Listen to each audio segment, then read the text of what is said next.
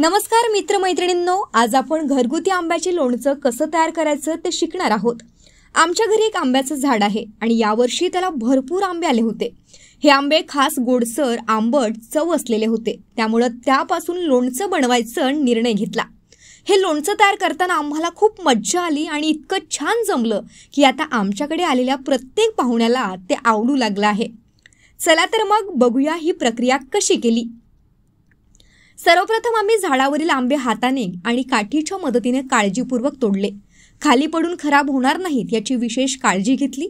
नंतर हे आंबे पावशी किंवा कटरच्या सहाय्याने कापले।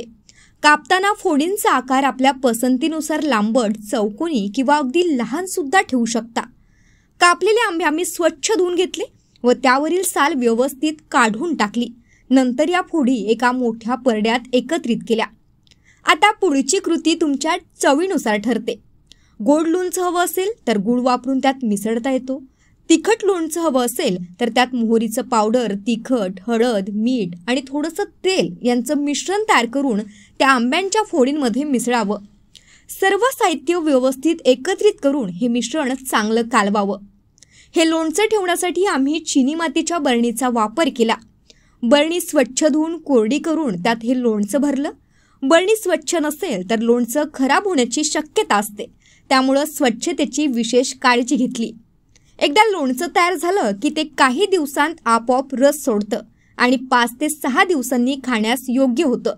नीट सांभाळलं तर हे लोणचं वर्षभरही टिकू शकतं। तर अशा पद्धतीनं आमचं घरगुती आंब्याचं लोणचं तयार झालं, चविष्ट, घरचं आणि पारंपरिक। जर तुम्हालाही अशी रेसिपी उपयोगी वाटली असेल तर नक्की करून बघा आणि तुमचा अनुभव जरूर शेअर करा। असेच छान छान व्हिडिओ, उपयुक्त माहिती बघण्यासाठी आमच्या चॅनलला सबस्क्राइब करायला विसरू नका।